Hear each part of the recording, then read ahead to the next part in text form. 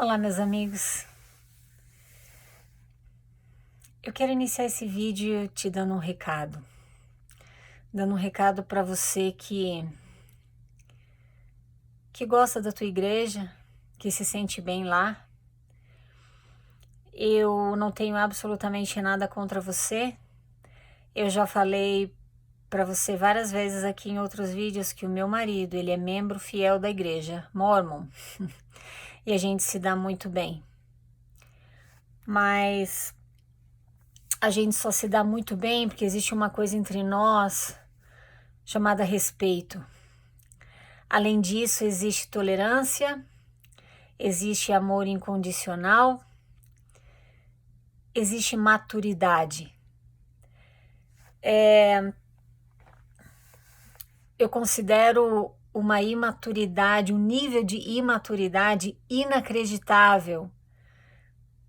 Pessoas que se dizem membros fiéis da igreja atacando aqueles que não concordam com eles, né? Atacando com palavras de baixo calão, com calúnias, com difamação, atacando a pessoa que está falando contra o mormonismo. Diga-se de passagem, baseada em experiência, baseada em conhecimento, documentado pela história. Então, o problema não são os mormons, o problema é o mormonismo no sentido da intolerância, no sentido do amor condicional, porque é isso que é pregado do púlpito pelo presidente que se diz profeta, né? Ele prega um Deus de amor condicional.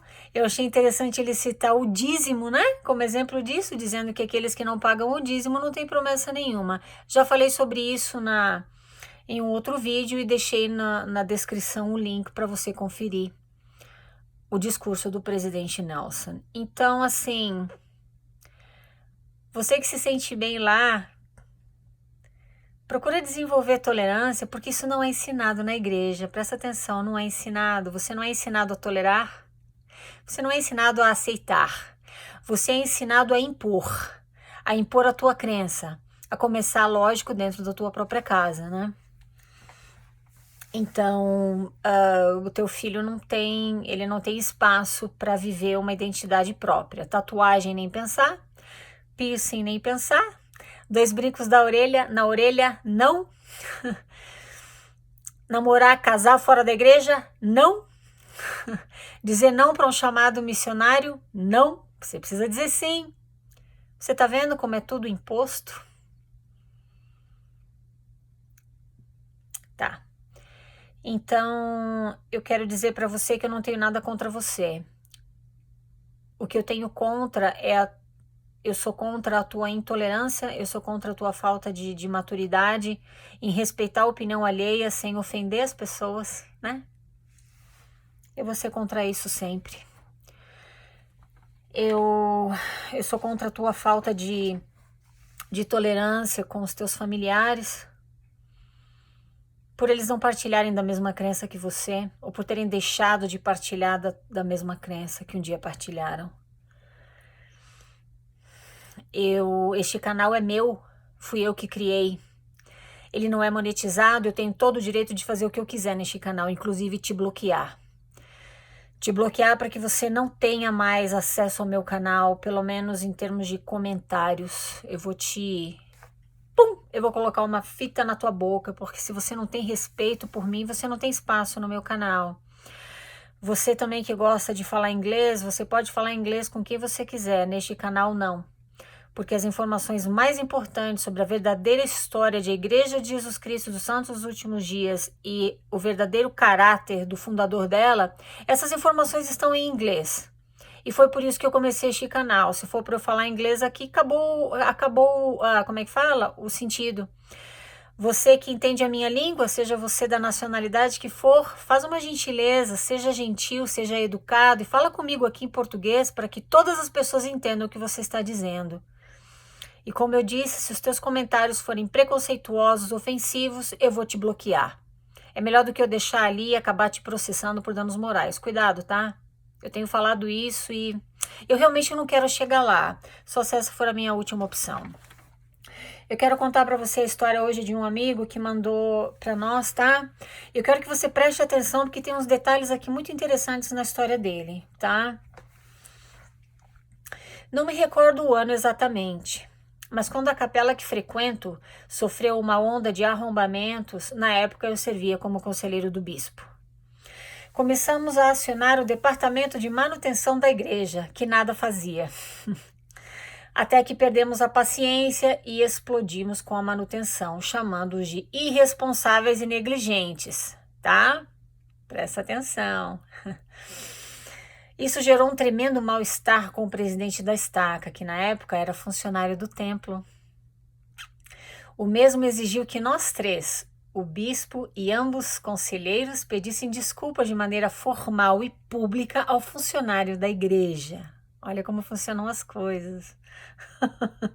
O bispo pressionado pediu desculpas ao citado funcionário. O outro conselheiro aceitou fazer isso, desde que fossem tomadas providências. Já eu fui o extremista da história. Disse que não pediria desculpas ao funcionário da igreja por 3 motivos. Olha ele. Primeiro, era obrigação dele, profissional, zelar pelo patrimônio da instituição. Os funcionários responsáveis pela manutenção da igreja, eles são pagos, tá? Eles trabalham como funcionários da igreja, então ele está correto aqui. Segundo, ele recebia um salário, exatamente, ele recebia um salário para trabalhar, enquanto nós que estávamos expostos aos riscos da violência, éramos voluntários e, consequentemente, não recebíamos nada da igreja. Claro que não. Você é o conselheiro do bispo, irmão. Você não precisa ganhar nada. Trabalha de graça, fica quietinho aí. Está dando onda de arrombamento, o problema é teu. Não tem nada a ver com isso, não. Muita calma nessa hora. Terceiro, eu disse que não me desculparia com o tal funcionário porque não tinha o rabo preso com ninguém da associação da igreja. Adorei. Olha o resultado disso. Ele fala. Resultado disso. Uma retaliação de 2 anos, sem chamado, designações, convites para discurso, até mesmo fazer oração pública. Eu não era chamado, fui tratado como excomungado. Agora presta atenção no que ele fala aqui. Não me lembro como vim parar no seu canal no YouTube, agora ele tá falando comigo, tá? Mas para mim foi algo altamente positivo. Eu continuo frequentando a igreja, mas sem aquela ilusão de perfeição da instituição. Acho que vários questionamentos propostos por você são altamente coerentes e aceitáveis. Inclusive, acho que muitos membros deveriam fazer tais questionamentos, porque muitas vezes a própria igreja se contradiz em suas doutrinas e crenças. Li as biografias da primeira presidência e nenhuma delas cita missão de tempo integral. Perguntei sobre isso a um líder e fiquei sem resposta.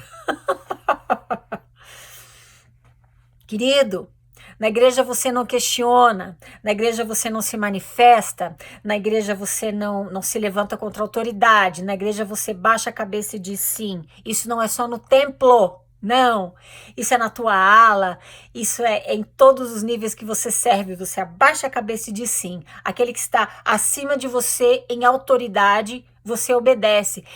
Você precisa lembrar, você que está me escutando, querido, obrigada por ter mandado a tua história, tá? A gente agradece muito por dividir a tua experiência com a gente, porque tem muito o que aprender aqui com ela. Você precisa entender uma coisa, você que está me escutando. Qualquer empresa, tá? Imagina uma empresa qualquer, corporativa. Você não vai chegar para o gerente e falar, não, mas espera aí, isso aqui não tá certo, não, isso aqui não tá certo. Você abaixa a cabeça e diz sim, você está sendo pago para fazer o teu trabalho. Psh. A Igreja de Jesus Cristo dos Santos dos Últimos Dias é uma corporação, ela é uma empresa. Segundo Damon Smith, que eu já citei para você, ela não é legalmente uma religião, ela não é legalmente uma igreja, ela é uma corporação. Esse é o título que ela tem, tá? Legalmente falando. Então você, querido, você não fala nada, você tem que se sujeitar ao gerente, que é o bispo. Ou no caso da experiência dele, era o pessoal responsável pela manutenção da igreja, tá? Apesar deles serem funcionários, ainda tá tudo dentro do mesmo esquema corporativo. Você só se sujeita, fica calado, não fala nada não. Como ele foi o único que se pronunciou, colocaram ele no gancho. 2 anos sem chamado, sem receber chamado, 2 anos sem ser chamado para discursar ou fazer oração, absolutamente nada. Ele foi, pum, colocado no gancho. E com certeza a comunidade estava toda fazendo fofoca porque ele agora é um rebelde. Se você questionar como uma pessoa que tem que tem mente própria, que tem pensamento próprio, que não engole sapo, você é rebelde. Porque para eles é conveniente te jogar esse rótulo. É mais fácil de você se calar, porque você fica constrangido. Próxima vez você vai pensar, eu não quero passar pelo que eu passei antes, eu vou ficar caladinho aqui e vou aceitar. É assim que eles precisam que você haja. De outra forma, a igreja perde o poder sobre a tua mente, consequentemente, perde o poder sobre a tua vida. Prejuízo financeiro, moral e social é gigantesco. Então eles precisam te manter caladinho. Se você não se calar, você vai ser humilhado. Eu gostei muito do que ele fala aqui, tá? Ele disse assim, eu continuo frequentando a igreja, mas sem aquela ilusão de perfeição da instituição. Esse é o meu objetivo, queridos. Eu já falei pra você que eu não quero tirar ninguém da igreja. Eu nunca cheguei aqui para você e falei que você precisa sair dela. Eu só quero que você saiba a verdade sobre ela e que você frequente a igreja como você frequentaria qualquer outra igreja, sem deixar que as pessoas ditem as regras da tua vida, o que você veste, o que você come, o que você bebe, aonde você vai, que dia você faz compras ou não. Que te faz sentir como ele se sentiu por ele não ter abaixado a cabeça e dito sim. Ele levantou a cabeça e disse não. Eu não vou me desculpar porque quem errou foram eles, não fui eu. Por que eu vou me desculpar? Ele é um mormon progressista. Isso funciona. Se você gosta da igreja e quer ficar lá pelas coisas que ela tem de bom, tá ótimo. Fica lá e me deixa, não me esquece, tá? Você pode fazer como esse nosso amigo aqui. Você pode, como é que fala? Frequentar a igreja sem expectativas, como a gente conversou no último vídeo, a aparência do bem. Você não vai com aquela ingenuidade, você não abre a tua vida para eles, você não dá satisfação para eles, de nada. Você não deixa que eles controlem a tua vida sexual, querido. Você não deixa que eles te ensinem como você ensina e cria teus filhos. Você é um ser inteligente, você pode fazer isso sem usar tudo que eles querem que você use. Sendo você membro da igreja ou não, tanto dentro quanto fora. Funciona, tá? Então eu quero agradecer muito esse nosso amigo brasileiro que mandou essa história pra gente, tá? E olha que interessante, né? Ele terminou dizendo que ele leu a biografia da primeira presidência e não consta missão de tempo integral na biografia de nenhum dos três. Ele perguntou para um líder sobre isso e ficou sem resposta. Teu filho tem que servir missão, se ele quiser ser abençoado.